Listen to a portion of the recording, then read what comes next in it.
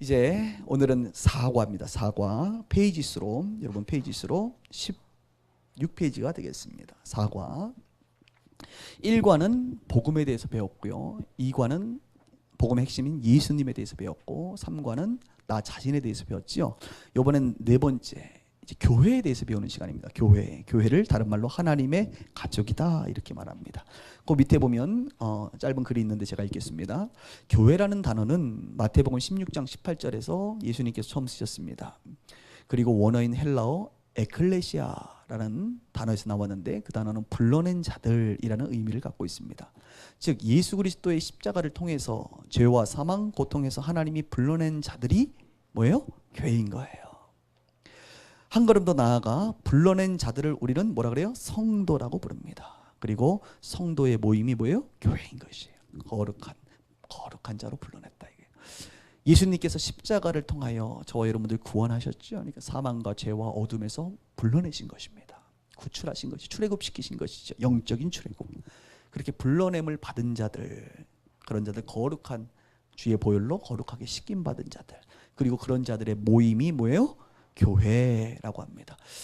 그래서 교회는 사실 이런 건물은 그런 사람들의 필요에 의해서 세워진 거기 때문에 이것 자체는 본질은 아니에요.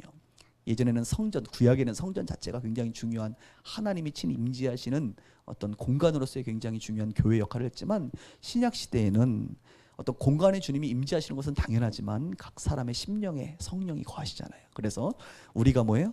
우리 안에 우리가 성전이 성전. 우리가 너희의 몸이 성전입니다. 그래서 주님이 우리 안에 거하셔서 우리가 교회가 되는 거예요. 이렇게 여러분들이 이해를 하시면 되겠습니다. 자, 이제 교회에 대한 개념을 이제 하나씩 이해해 볼까요? 1번 교회의 개념입니다.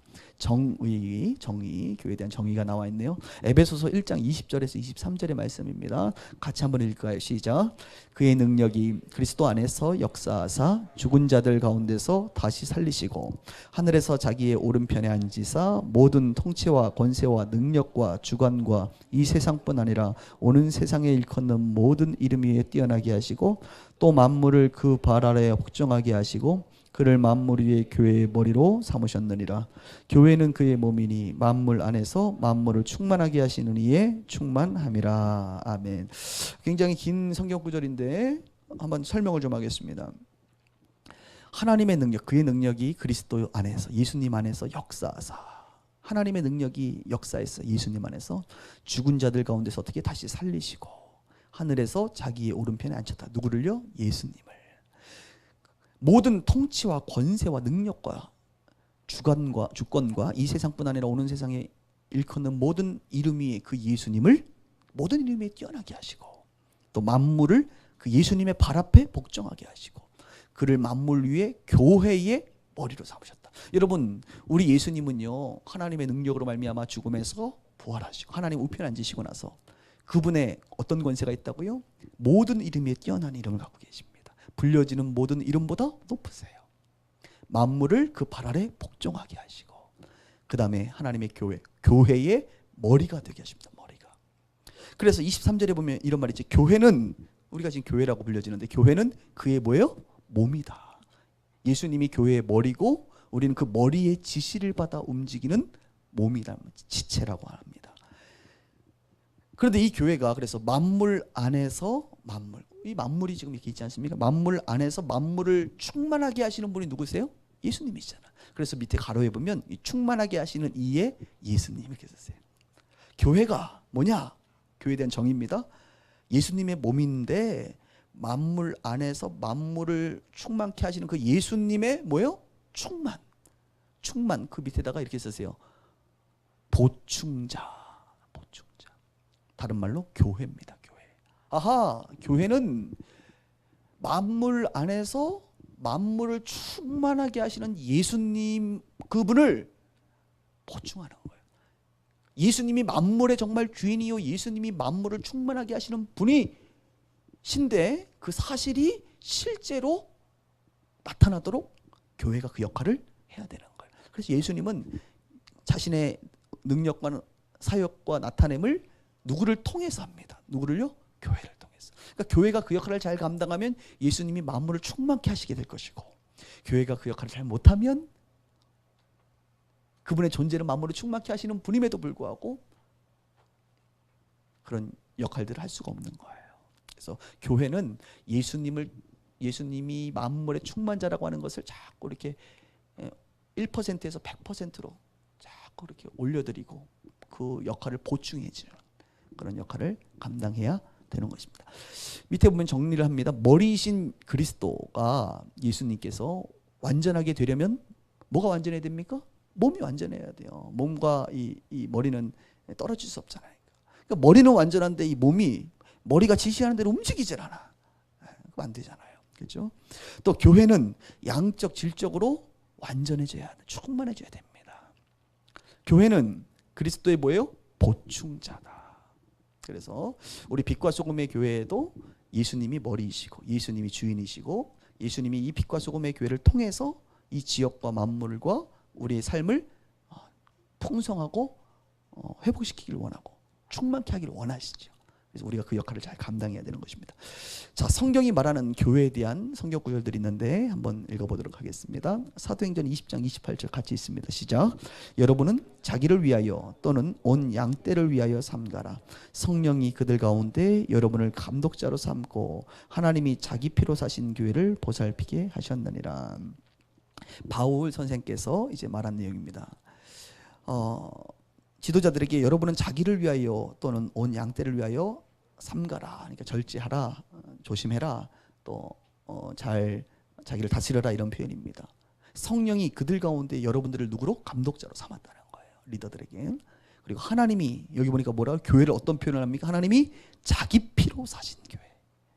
그 교회를 보살피도록 목회자들, 감독자들을 삼았다는 거예요. 내 마음대로 하면 안 되고 주님의 교회니까 잘 다스려야 된다. 그죠? 대통령이 대통령 마음대로 막 하는 게 아니잖아요. 잘 다스려야 되는 것처럼 그 위치가. 이 교회는 바로 하나님께서 자신의 피, 예수님, 그분의 아들이죠. 하나님의 아들. 그 예수의 피로 말미암아 산 거예요. 피값을 치르고 산 것이 뭐예요? 교회. 여러분이란 말이에요. 저와 여러분이 교회니까. 여러분은 얼마나 대단한 존재예요. 여러분 얼마짜리요? 얼마짜리? 예수님짜리. 어떤 분들이 예수님의 대가를 치르고 여러분들을 구원하고 여러분을 사셨단 말이에요. 그러니까 여러분은 얼마짜리냐? 예수님짜리다. 예수님의 그 가치만큼이 여러분들의 가치다. 얼마나 귀한 가치입니까? 예수님의 피의 대가로 우리가 이렇게 세워졌습니다. 에베소서 5장 27절에 보니까 같이 있습니다. 시작. 자기 앞에 영광스러운 교회로 세우사 티나 주름 잡힌 것이나 이런 것들이 없이 거룩하고 흠이 없게 하려 하심이라. 여기 보니까 자기 앞에 어떤 교회가 어떤 교회요? 영광스러운 교회다. 그렇죠. 영광스러운 분이 누구십니까? 하나님, 예수님, 성령님이 영광의 관계 속에 있는 분들이잖아요. 그분이 다스리는 교회는 영광스러운 교회죠. 그분이 다스리는 삶은 영광스러운 삶이에요. 그래서 로마서에 보면 예수를 안 믿는 그죠? 주님을 알지 못하는 피조물들이 우리 예수 믿는 사람들이 하나님과 영광의 관계에 참여하는 것을 뭐예요? 부러워한다 그랬어요. 부러워한다고. 그러니까 저와 여러분들도 교회니까 우리가 나는 영광스러운 자구나. 좀 표현이 그럴까요? 영광스러운 존재구나라고 하는 것을 인식하셔야 돼요. 교회는 그렇게 영광스러워야 되는데 실제는 어때요? 별로 영광스럽지 않은 것 같아요. 그러니까 지금 보충자로서 충만케 하고 있는 겁니까? 아니면 예수님이 충만하신데 이게 어떻게 충만함을 점점 마이너스 충만케 하시는 것 같은지 한국교회가 자신을 돌아봐야 돼요. 자, 계속적으로 골로새서 1장 24절에도 보니까 교회 모습을 이렇게 말합니다. 같이 있습니다. 시작. 나는 이제 너희를 위하여 받는 괴로움을 기뻐하고 그리스도의 남은 고난을 그의 몸된 교회를 위하여 내 육체에 채우노라. 바울 선생께서 골로새 교회를 향하여 편지를 쓰면서 이렇게 말합니다. 나는 이제 골로새 교회인 너희를 위하여 받는 괴로움을 뭐예요? 기뻐한다. 여러분, 교회를 위하여 괴로움을 받는데 기쁘대요. 그것은 그리스도의 남은 고난. 예수님은 십자가에 죽으시고 고난 받으셨지만 그분 이후에 교회를 향한 그 고난, 교회를 향해서 고난 받으신 예수님 이후에 여전히 교회가 완전해지기 위해서 받아야 될 하나님의 사람들의 고난이 있는데 그 고난을 그의 몸된 교회를 위하여 내 육체에 채운다. 이것은 뭐예요? 희생을 얘기하는 거예요. 바울이 내가 교회를 위하여, 교회가 교회되는데 기꺼이 나의 육체의 괴로움을 기뻐할 정도 나는 헌신한다, 이런 표현을 하게 됩니다. 여기 보니까 교회에 대한 정의가 그의 몸된 교회. 네. 역시 예수님이 머리시고 교회는 몸이다. 네. 그래서 교회를 함부로 하면 안 됩니다. 왜? 그분의 것이니까. 예수님의 몸이니까. 네? 여러분들이 저를 제 머리만 중요한 게 아니라 몸이 중요하기 때문에 몸과 머리는 또 달래야 뗄 수가 없는 관계잖아요. 그러니까 몸을 우리가 함부로 하는 것은 머리 또한 욕되게 하는 거예요. 일체성이 있기 때문에. 자, 디모데전서 3장 15절을 보면 같이 있습니다. 시작. 만일 내가 지체하면 너로 하여금 하나님의 집에서 어떻게 행하여야 할지를 알게 하려 함이니 이 집은 살아계신 하나님의 교회요 진리의 기둥과 단이라. 디모데에게 편지 쓰면서 이렇게 말합니다. 뭐라고요? 교회는 뭐냐? 살아계신 하나님의 교회다. 하나님이 살아계시죠. 그 살아계신 하나님의 교회가 바로 뭐예요? 교회다. 교회에 대한 정의가 여러 가지 나옵니다. 영광스럽다. 예수님의 몸이다. 그리고 오늘 여기는 하나님의 교회다. 그리고 진리의 기둥과 터니라. 진리가 선포되는데 기둥이고 터가 뭐예요? 교회예요. 교회를 통해서 뭐가 선포되는 것입니까? 진리. 생명의 그 진리, 하나님의 진리는 교회를 통해서 선포되기 때문에 이 교회가 얼마나 중요한지를 알게 되는 것이죠. 자, 또 고린도전서 12장 27절 같이 있습니다. 시작. 너희는 그리스도의 몸이요 지체의 각 부분이라. 계속적으로 반복해서 나온 것이 너희 교회는 그리스도 예수님의 몸이다. 그다음 고린도전서 6장 19절 시작. 너희 몸은 너희가 하나님께로부터 받은 바 너희 가운데 계신 성령의 전인 줄 알지 못하느냐? 너희는 너희 자신의 것이 아니니라. 여기 보니까 아까 우리가 얘기했던 성령의 전이다. 성령님이 거하시는 그곳, 하나님이 거하시는 곳이 교회고 성전이거든요. 그러니까 성령님이 우리 안에 거하시니까 성령 하나님이 우리가 뭐예요? 성전, 거룩한 곳이다. 이 성전 더럽히면 돼야 안 돼요. 성전에 자꾸 담배 연기 많이 피우면 성전이 돼야 안 돼요. 이 성전에 말이야 여러분, 바이러스부터 시작해서 기생충 많이 있게 하면 돼야 안 돼요. 안 돼. 성전 너무 괴롭혀가지고 막 그냥 맨날 축 쳐져 있어서 말이죠. 그냥 뼈대가 무너질 것처럼, 그럼 돼야 안 돼요. 그러니까 우리가 영적인 것들도 건강해야 되지만 우리 육체를 건강하게 하는 것은 굉장히 중요합니다.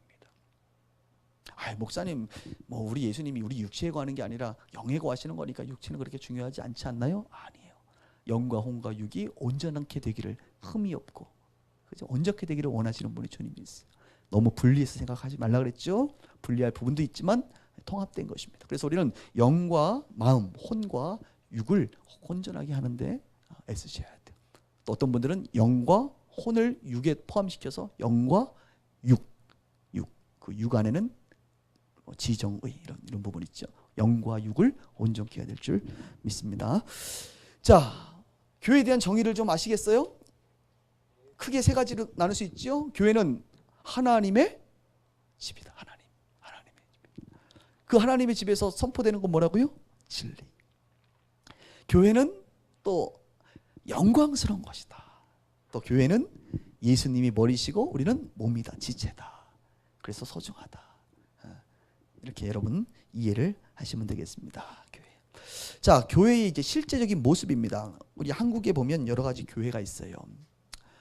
교회는 건물이 아니었군요. 네, 건물이 아니에요. 교회는 예수 믿는 사람들의 모임이 교회입니다. 건물은 그 사람들의 편의를 위해서 있는 거예요. 그리고 건물을 우리는 예배당이다 이렇게 표현합니다. 뭐 교육관이다 아니면 본당 뭐 이런 표현을 쓰는 건 다 공간에 불과한 것입니다. 카페에서 예배드릴 수도 있고요. 또 뭐 운동장에서 예배드릴 수도 있고요. 공원에서 예배드릴 수 있어요. 예배드리는 공간은 중요하지 않아요. 단지 인간들이 좀 편안하게 위해서 만들어 놓은 것이 바로 교회입니다. 그리고 이렇게 정해진 교회 공간 안에는 주님이 늘 임재하세요. 주님이. 그래서 이 공간도 너무 무시해서는 안 되는 거예요. 그래서 주님이 임재하시는 곳입니다. 그러나 교회의 본질은 공간적인 측면보다는 사람이라고 하는 우리 예수 믿는 사람들의 모임이 교회다라고 하는 인식을 가지면서 한국에 보면 교회의 형태가 이제 교파가 있죠. 교파. 아마 교회를 한 번도 안 나가본 사람들은 교회에 뭐 장로교회도 있고 감리교회도 있고 성결교회도 있고 침례교회도 있고 순복음 오순절교회도 있고 뭐 독립교회도 있고 이게 교회들이 많아요. 이런 것을 따라합시다. 교파. 교파라 그래. 교파. 그래서 장로교가 교파고 장로교 안에도 교단이 또 있어요. 교단. 그래서 장로교 뭐 합동 측, 통합 측, 백석 측. 왜 이런 일이 있느냐? 여러분, 이들은 다 형제들입니다. 다 건전한 교회들이에요. 건전한 교파들이에요. 그리고 주님 보시기에는 다 하나님의 자녀들이에요. 단지 우리 인간들이 이렇게 세분화시키는 거예요. 그래서 성경을 좀 해석할 때에 이 부분을 좀 강조한다든지 이 부분을 강조하는 것에 따라 여러 가지 모양이 등장합니다. 마치 우리 모두가 사람이지만 각자의 모양대로 우리가 개성을 가지고 있는 것처럼 교단도 교파도 마찬가지예요. 이 성경에 대해서 하나님 앞에서 다 똑같을 수는 없잖아요. 다양한 모습으로 강조하고 다양한 모습의 교회 형태를 가지고 있는 것들 괜찮은 거예요, 여러분. 나쁘지 않습니다. 그래서 다양하다 보니 다양한 것을 구분하기 위해서 이름을 붙이잖아요. 우리가 이름을 붙이는 거예요. 그래서 우리 색깔도 이렇게 다양하잖아. 다양한 것을 구분하기 위해서 빨간색, 파란색 이렇게 이름을 붙이는 것처럼 교회의 형태가 다양하다 보니 그 교회의 형태에 따라 우리 인간들이 붙였다 이겁니다. 그래서 교파가 구성이 된 겁니다. 그래서 그런 사람들끼리 그런 형태의 교회들이 모여서 장로교회가 되고 감리교회가 되고 이렇게 됩니다. 그리고 또 장로교 안에도 보면 또 신학교들이 한 군데만 있는 게 아니야. 신학교가 여러 군데 있다 보니 그 신학교를 졸업하신 분들은 장로교 뭐 합동측, 그래서 총신대학교 졸업하신 분들은 장로교 합동측 교회입니다. 그리고 장신대학교, 광나루에 있는 장신대학교 졸업한 사람은 장로교 통합측입니다. 그리고 저처럼 백석신학교 졸업하신 분들은 장로교 백석교단입니다. 이렇게 다양한 형태가 있을 수 있는. 성결교도 뭐 성결교단 두 군데가 있어요. 뭐 안양대학교를 졸업했는지 아니면 서울신학대학교를 졸업했는지에 따라서 교파가 나눠져요. 그래서 다양한 것들은 좋은 겁니다. 그런데 이 다양한 것들이 하나 되지 못하고 연합되지 못하는 것은 슬픈 일이죠. 다양하지만 우리가 다 하나님의 자녀인 줄 알고 연합하고 하나 될 필요가 있는 것입니다. 그죠? 자, 마치 여러분의 가족들이 형제들이 다 다양하잖아요. 각자 이름이 다르잖아요. 그러나 한 부모를 둔 것처럼 교회도 마찬가지라는 거예요. 하나님을 중심으로 여러 자녀들이 있는 것입니다. 그리고 그 가족들이 번성하면 번성할수록 이렇게 식구들이 늘어나지요. 그리고 서로 싸우면 돼야 안 돼요? 안 되고 서로 한 부모의 자녀니까 서로 사랑하면서 우애 있게 지내기를 원하는 게 부모의 뜻 아니겠습니까? 그런 것처럼 교회도 마찬가지다. 그리고 교회라고 하는 곳 안에는 여러 가지 이제 역할을 맡고 있는 사람들이 존재합니다. 여러분 아마 들어봤을 거예요. 목사님 들어보셨죠? 네, 목사가 있습니다. 또 어느 교회는 장로교회는 장로가 있어요. 장로. 뭐 침례교회도 장로가 있어요, 여러분. 성결교회 장로들은 대부분 다 있습니다. 그리고 권사님이라는 분이 있어요. 권사님, 좀 나이가 지긋이 드신 여성 분이신데 대부분 교회에서. 감리교 같은 경우는 권사님이 남자분도 권사님을 해요. 장로교는 이제 주로 여성분들이 권사님을 하시지만 권사라고 하는 것은 장로라고 하는 것은요 말 그대로 영어로 엘더, 약간 노인, 나이가 좀 지긋이 드신 뭐 이런 측면의 장로로 부를 수도 있고 교회의 어떤 지도자로서의 어른으로 장로로 부르기도 합니다. 권사는 권면하는 자로서, 그죠? 다른 사람들을 권면하고 돕고 세우는 일을 하는 게 권사의 역할이죠. 그리고 교회는 또 집사님들이 계세요. 한국에 교회 다니면 웬만한 사람 집사님인데 집사님들도 성경이 말하고 있는 집사님을 안수 집사님이라 그래요. 그런데 안수 집사님 말고 서리 집사님이라 그래서 1년 단위로 집사님을 재갱신하는, 그래서 임시직 집사님들이 계십니다. 서리 집사님. 그런데 우리가 부를 때 안수 집사님, 서리 집사님 구분하지 않아요. 그냥 집사님 부릅니다. 목사님 부를 때도 담임 목사님, 부목사님 이렇게 안 불러요. 그냥 목사님 불러요. 그래서 우리가 뭐 장로님들도 또 세분화해서 어떤 분 수석 장로, 어떤 사람은 시무 장로, 어떤 분은 은퇴하면 은퇴 장로 막 구분을 해요. 그러니까 사회가 복잡하고 세분화되기 때문에 다양한 이제 교회가 커지고 그러면 구분을 하게 돼 있습니다. 은퇴하신 분은 은퇴 장로님, 실제 지금 시무하시는 분은 시무 장로, 뭐 또 다른 교회에서 오신 분들은 또 협동 장로님, 이런 식으로 이렇게 분류를 한단 말입니다. 이것 자체는 아주 그 성경의 본질은 아니니까 인간들의 편의를 위해서 불러지는 것이니까 그렇게 여러분들이 이런 것 때문에 이렇게 어려워할 필요는 없습니다. 자, 또 집사님들 말고 누가 계세요? 가장 아름다운 이름 성도님들이 계십니다. 그래서 아직 교회 다닌 지 얼마 안 되셔서 집사 직분을 못 받으신 분들은 그냥 성도님, 혹은 저희 교회는 형제님, 자매님 이렇게 부르기도 합니다. 우리는 주님 안에서 다 성도고 형제고 자매입니다. 이렇게 교회는 교파가 있고 교단이 있고 그 다음에 이런 다양한 구성원들이 모여 있는 곳이 바로 교회이죠. 이렇게 교회 형태를 봤고요. 그럼 교회라고 하는 것은 뭐 하는 것이죠? 교회의 기능은 뭘까요? 기능? 교회는 왜 존재하는 겁니까? 모여서 뭐 하지요? 자기네들끼리? 자, 5가지 기능이 있습니다. 첫 번째는 예배를 드려요. 함께 모여서 예배를 드립니다. 우리는 이것을 대그룹으로 모이니까 대그룹 예배다 이렇게 표현하죠. 또 교회는 예배만 드리는 게 아니라 교제를 해요. 교제. 성도들끼리 서로 교제합니다. 서로의 삶을 나눕니다. 그리고 이런 것들을 하는 것을 소그룹으로 우리가 모여서 소그룹 모임을 한다 그래요. 그래서 한국 교회는 구역 예배, 구역 모임, 혹은 뭐 셀 모임, 목장 모임, 뭐 여러 가지 형태의 이름이 있어요. 순모임. 그 이름 자체는 역시 교회들마다 다를 수 있습니다. 중요한 건 함께 모여서 교제하는 것을 주목적으로 삼고 있습니다. 또한 세 번째로 교회는 교육을 하고 훈련을 합니다. 우리가 이렇게 교육을 받아야 성경도 더 알게 되고 예수님처럼 믿음 안에서 잘 성장하듯이 교회라고 하는 곳 안에는 학교적인 기능을 하는 교육과 훈련이 있습니다. 또 교회는요, 네 번째로 돌봐요. 사람들을, 예수를 안 믿는 사람들, 교회 밖에 있는 사람들을 구제하고 돌보기도 하고 교회 안에 있는 사람들을 구제하고 돌보기도 하는 아주 다양한 형태의 섬김과 돌봄을 진행하고 있습니다. 자, 마지막으로 5번째, 교회는 뭘 하냐? 바로 전도하기도 하고 선교하기도 하는 이 전파 사역을 합니다. 예수님을 전파하지요. 전도와 선교를 합니다. 저기 누가 한번 뒤에 한번 봐주시겠어요? 네, 누가 오셨는데, 네, 계속해서 저를 보시고, 네, 여러분들이 너무 강의에 집중하다 보니 누가 와도 모르셔서 제가 잠깐 알려드렸습니다. 전도와 선교. 전도라고 하는 것은 동질 문화권에 있는 사람들에게 복음을 전하는 것을 전도라고 합니다. 한국 사람이 한국 사람, 같은 언어, 같은 문화권. 선교라고 하는 것은 타 문화권, 다른 문화에 있는 사람들에게 복음을 전하는 것을 선교라고 해요. 선교라는 단어는 성경에 굳이 뭐 등장하진 않지만 역시 사람들이 이렇게 타 문화권과 동질 문화권을 구분하기 위해서 이렇게 이름을 붙인 거예요. 그래서 이론을 정리한 거기 때문에 여러분들이 그렇구나 이렇게 아시면 되겠습니다. 자, 교회 기능 5가지. 예배합니다. 서로 교제합니다. 교육을 받습니다. 돌봅니다. 그 다음에 전파합니다. 복음을. 이 5가지를 하는 것이 교회예요. 그러니 교회가 복음을 전하는 것을 향해서 왜 교회는 전도하죠? 이렇게 말해서는 안 되는 거예요. 왜요? 교회가 존재하는 이유가 그거예요. 만약에 사람한테 너는 왜 밥을 먹니? 이렇게 말하면 안 되잖아요. 밥을 먹어야 살아요. 사람은 밥을 먹는 게 삶의 중요한 가치예요. 여러분, 먹어야 돼. 성장해야 돼. 마치 너는 왜 배우니? 그럼 우리가 할 말이 없잖아. 배워야지 사람이. 그런 것처럼 교회에서 교육하고 예배하고 교제하고 뭐 전도하고 하는 건 당연한 거예요. 오히려 그거 안 하는 데가 이상한 거죠. 교회는 원래 이 생명의 진리를 전하는 곳입니다. 이렇게 교회 형태와 교회의 기능 5가지를 알아봤는데, 교회라는 곳에 가게 되면 예배를 드리게 됩니다. 여러분, 그죠? 여러분들도 오셔서 이제 일요일마다 혹은 뭐 금요일날 예배를 드리는데, 예배를 드릴 때 그냥 아무 생각 없이 앉아 있을 수도 있지만 가만히 살펴보면 예배가 짧은 1시간 혹은 1시간 반 안에 여러 가지를 담고 있어요.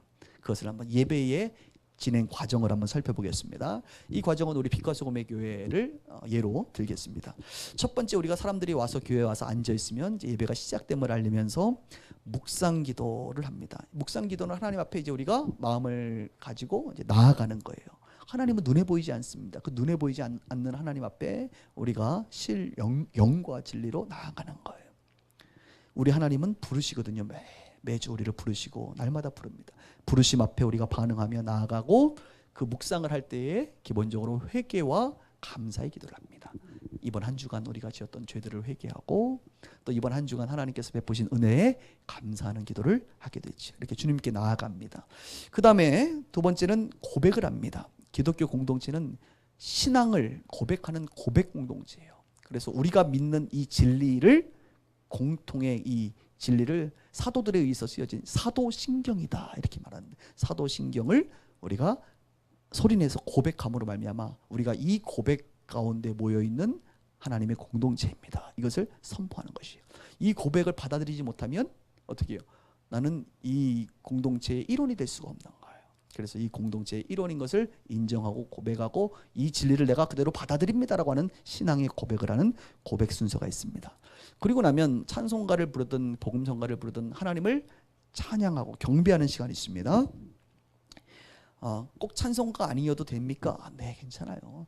찬송가와 복음성가의 차이는 예전에 쓰여진 건 찬송가고요. 최근 게 복음성가고 그래요. 그러니까 너무 그거 따지지 마세요.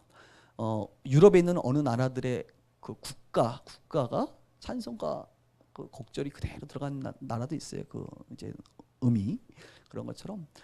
그래서 최근에 예전에는 그 찬송가가 아니었는데 예전에는 복음성가였는데 새로운 찬송가에는 그게 찬송가로 또 이렇게 편입이 된 경우도 있어요. 그러니까 너무 우리가 뭐 찬송가냐 복음성가냐 주일날은 찬송가만 해야 된다 이렇게 따지면 안 돼요. 하나님을 찬양하는 게 중요하지. 그게 옛날 노래냐 지금 노래냐 이 찬송가에 수록되어 있는 곡이냐 아니면 새로 만들어진 곡은 좀 경박스럽지 않느냐 이렇게 따지시면 안 돼요. 다양한 형태로 우리가 하나님을 찬양하고 하나님은 다 받으십니다. 아이들의 재롱 같은 찬양도 받으세요. 자, 그 다음에 찬양이 끝나고 나면 우리는 교회에 기도라는 것을 합니다. 기도할 때 개인의 기도를 하지요. 그래서 각자가 자신의 개인의 기도 제목과 간구할 것과 다른 사람을 위해서 구하고 세계 평화를 위해서 간구합니다.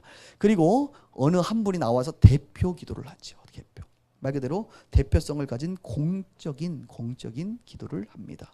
이 대표 기도를 할 때는 개인적인 내용의 기도를 하면 안 되고 우리 모두가 공감할 수 있는 또 교회의 대표성을 가진 공적인 기도를 하나님 앞에 드리는 것입니다.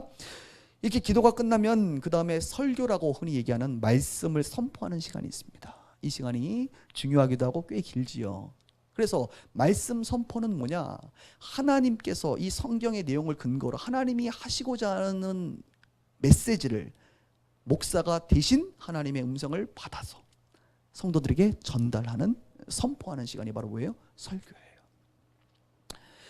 목회자도 하나님의 뜻을 잘 받들어서 하나님의 메시지를 잘 100% 전하려고 하는 게 중요하고 받는 성도들 입장에서도 5%만이 아니라 10%만이 아니라 그것을 100% 수용하려고 하는 그런 겸손한 마음이 필요합니다.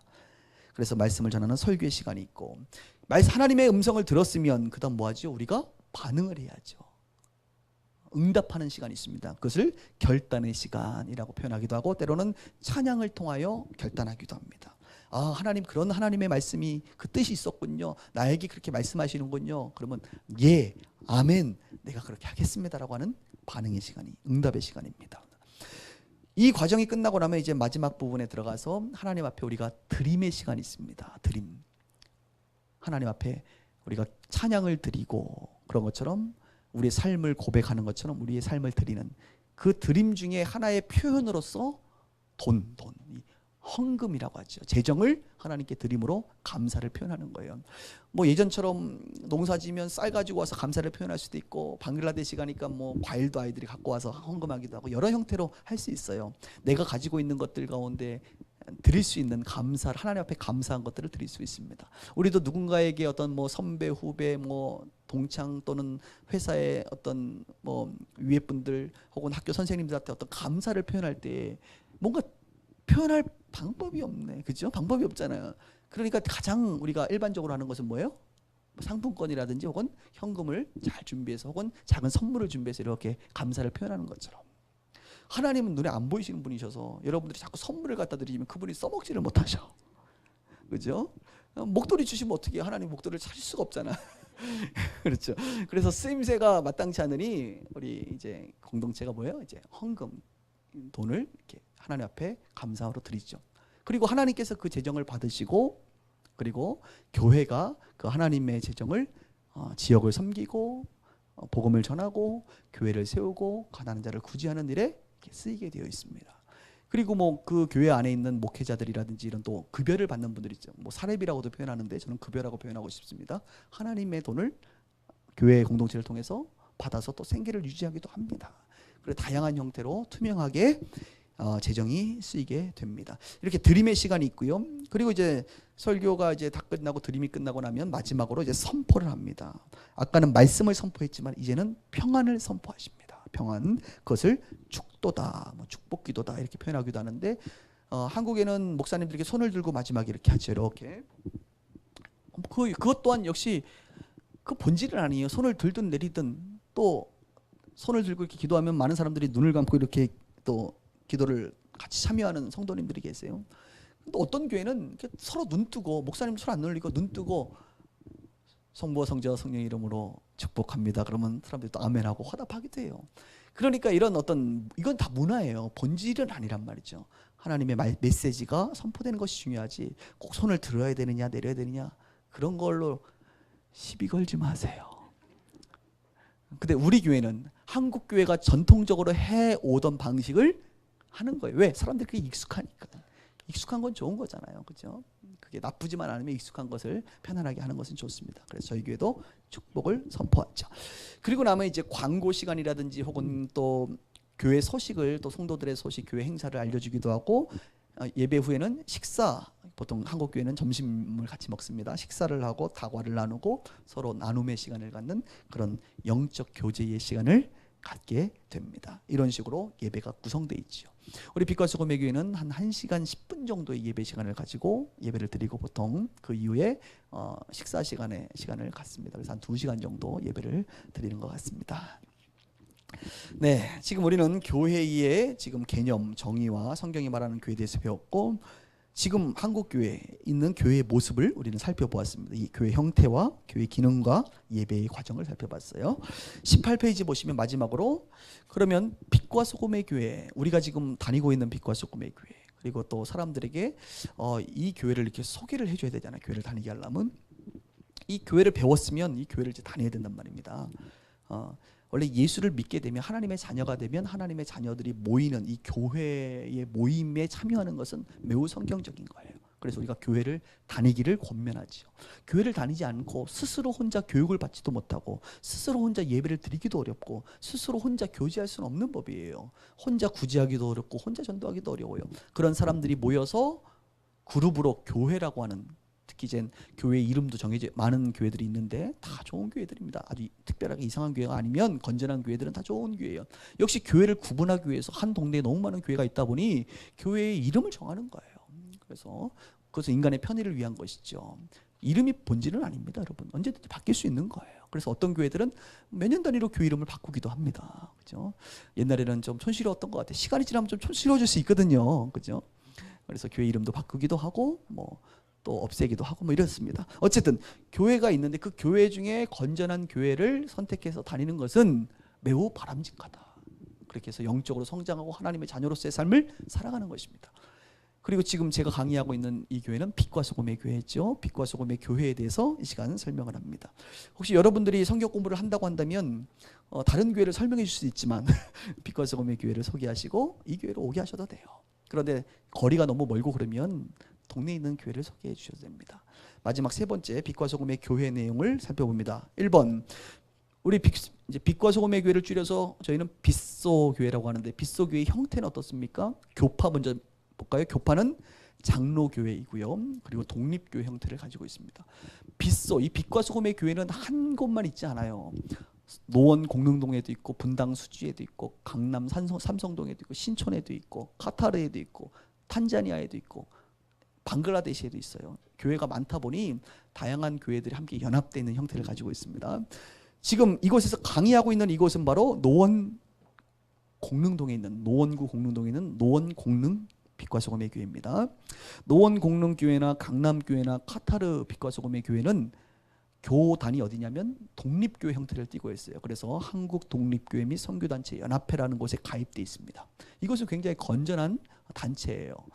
여기에는 아주 유명한 그 100주년 기념교회라는 곳이 있고 또 여성 사역자로 아주 크게 제일 큰 목회를 하는 우리들 교회가 있고 그리고 대학생 선교단체의 가장 큰 CCC라는 단체가 소속돼 있고 돌아가신 하영조 목사님이 세우신 두란노라고 하는 단체가 이 연합회에 소속돼 있습니다. 그리고 저희 노원 공릉 빛과 소금의 교회가 바로 이 단체에 소속돼 있습니다. 회원으로.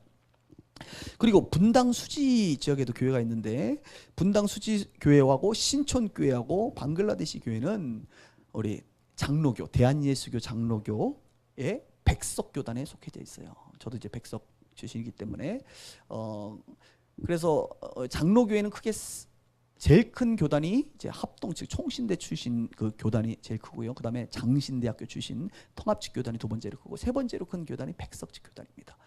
바로 이곳들은 다 백석직 교단이라고 할 수 있고 요 인근 지역에는 이제 백석 즉 교단에는 유명한 학교가 백석대학교회, 백석대학교 대학원 뭐 이런 곳이 다 그 교단 소속의 학교들이고요. 이 근처에는 영안교회라든지 뭐 신생중앙교회 이런 교회들이 백석 소속의 교회들입니다. 그리고 탄자니아 현지 교회는 탄자니아 장로교라고 하는 그냥 별도의 교단에 소속돼 있어요. 우리 빛과 소금의 교회는 건전한 한국의 교파와 교단에 소속돼 있지만 또 우리는 다양성을 추구하기 때문에 이단적이지 않고 어떤 그렇지 않은 많은 교회들과 연합할 수 있고 그들을 우리 존중합니다. 그래서 함께 지역에서도 교제를 하고 있죠. 이렇게 우리 교회가 형태를 가지고 있고요. 두 번째로 교회의 비전과 사명은 무엇이냐? 도대체 빛과 소금의 교회는 무슨 비전이 있고 어떤 사명을 가지고 있느냐? 비전을 한번 같이 읽습니다. 비전 시작. 성도를 온전케 하여 세상의 빛과 소금이 되는 교회. 각 교회들마다 이 교회가 가장 추구하는 최고봉의 비전이 무엇이냐라고 보통 정합니다. 우리 빛과 소금의 교회는 우리 성도님들을 온전케 하여, 그 다음에 어떻게 해요? 세상에 빛이 되고 소금이 되게 하는 교회. 요즘 한국의 성도들이 온전하지가 못해서 빛이 안 되고 어둠이 되고, 소금은 소금인 것 같은데 쓴맛이 나는 소금이고, 그래가지고 밖에 버려지는 경우가 많은데, 우리 교회는 존재하는 이유가 무엇이에요? 하나님께서 만나게 하는 성도들을 온전하게 해서 세상에 빛이 되고 소금이 되는, 그래서 교회 이름이 빛과 소금의 교회다. 이렇게 우리가 교회 이름을 정했죠. 교회는 5가지 기능이 있다 그랬습니다. 맞아요. 빛과 소금의 교회도 5가지 기능에 따른 사명이 있습니다. 첫 번째는 대그룹 예배, 두 번째 소그룹 모임, 세 번째 교육과 훈련, 네 번째 구제와 섬김, 다섯 번째 전도와 선교라고 하는 것을 하지요. 그리고 구체적인 내용을 살펴보면 이 예배라고 하는 대그룹 예배에서는 주일날 예배도 주일 예배가 있고 수요 예배가 있고 금요 기도회 이런 식의 예배가 있습니다. 또 아이들의 주일학교 예배, 유치부 예배, 중고등부 예배 이렇게 예배가 구성되어 있죠. 교제라고 하는 이 소그룹 모임에는 청년 소그룹, 장년부 소그룹, 우리 노인들 실버 소그룹 모임이 진행되고 있습니다. 교육과 훈련 영역에서는 특히 우리가 유치부, 초등부, 중고등부, 교육부서 우리 아이들을 교육하고 있고, 모든 성도들이 1단계, 2단계, 3단계의 기본 필수 교육을 하기도 하고요. 그 다음에 성경을 연구하는 성경대학, 또 우리 사역자로 세우는 사역자 학교, 각종 세미나 등으로 교육을 많이 하고 있습니다. 네 번째, 이 돌봄의 영역인 구제와 섬김은 장애인 사역을 저희가 하고 있고 1년에 한 2차례 강원도에 있는 장애인 시설을 방문해서 섬기고 있지요.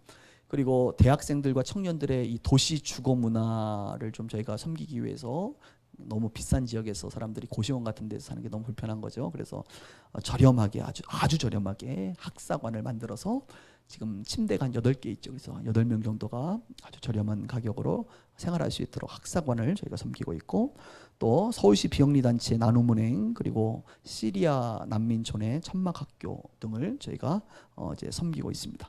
다섯 번째, 복음 전파인 이 전도와 선교는 특별히 저희는 대학 캠퍼스 전도, 그리고 직장에 들어가서 직장인들에게 복음을 전하는 직장 선교, 그리고 선교사를, 또 해외는 해외 선교사 파송, 또 수시로 단기 선교팀을 꾸려서 가기도 하고요.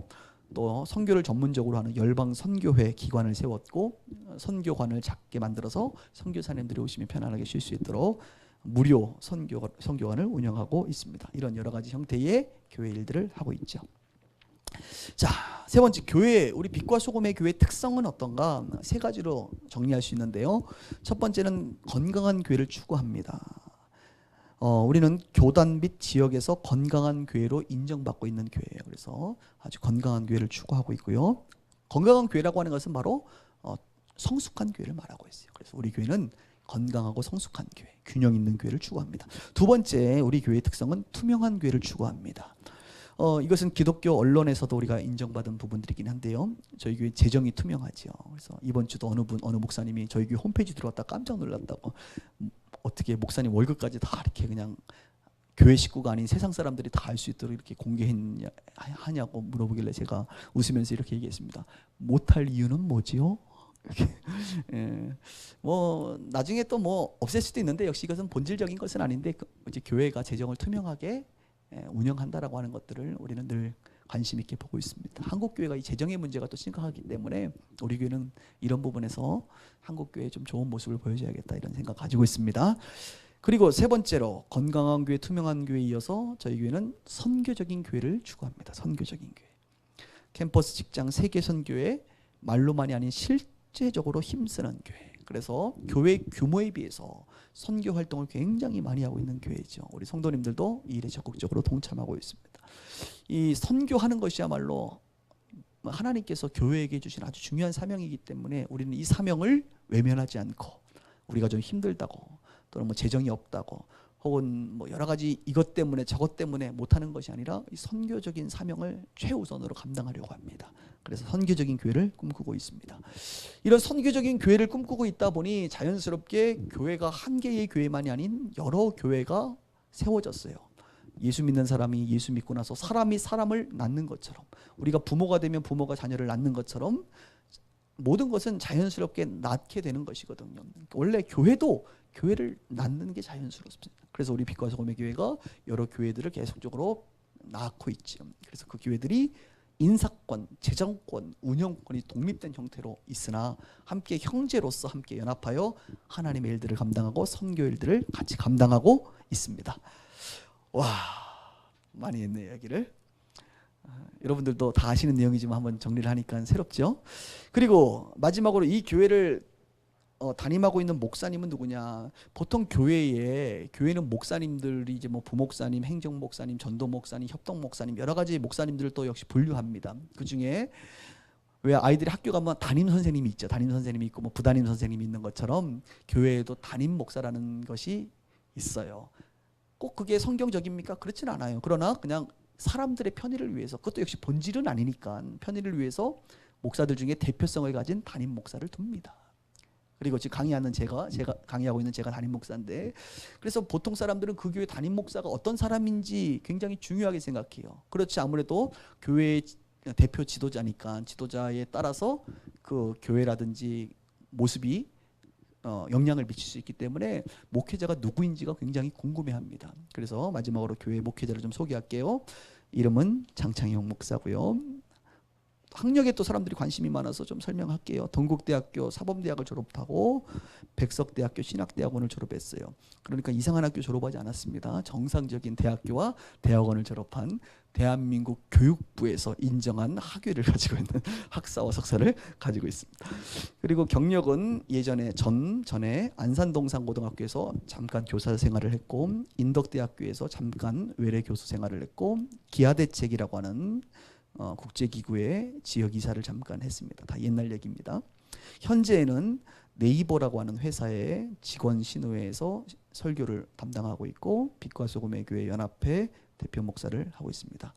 최근에는 노원구청 신우회에서도 말씀을 전하고, 한동안은 서울과학기술대학교 신우회, 또 한국성서대학교 채플 등에서 설교를 한 목사예요. 그래서 지역이라든지 어떤 학교라든지 여러 방면에서 이상한 사람은 아니다. 제가 제 입으로 하려니 상당히 부끄럽습니다만, 그래서 여러분들이 나중에 소개를 할 때 이런 사실들을 근거로 이렇게 해주시면 그게 목사님이 이상한 분 아니구나라고 이해할 수 있을 것 같아요. 이런 것까지 얘기해야 되는 이유가 뭘까요? 하도 이상한 사람이 많으니까 사람들이 그걸 자꾸 물어봐서 어쩔 수 없이 우리도 이런 것들을 이렇게 됩니다. 다른 교회에서 만약에 이 교재를 사용한다고 한다면 이 교회에 대한 이 18페이지 부분을 자신들의 교회에 맞게 완전히 수정을 해서 만드실 수 있겠죠. 그리고 교회 홈페이지 주소 www.lijhtsalt, 영어로 lightsalt, 빛소금이죠. lightsalt.net 여기 들어가시면 되고, 네이버라든지 이런 다른 포털 검색창에 빛과 소금의 교회, 빛과 소금 교회 치면 안 돼. 빛과 소금의 교회 혹은 장창영 목사 치시면 아니면 공릉동 교회 뭐 이런 식으로 치면 저희 교회 홈페이지를 들어와서 구체적이고 자세한 사진 자료와 영상 자료와 설교를 들으실 수가 있겠습니다. 이렇게 해서 사과, 교회에 대한 정의, 교회의 형태, 그리고 빛과 소금의 교회가 어떤 교회인지에 대해서 짧게 알아봤습니다. 이상 마치도록 하겠습니다. 다 같이 박수하고 마칩니다.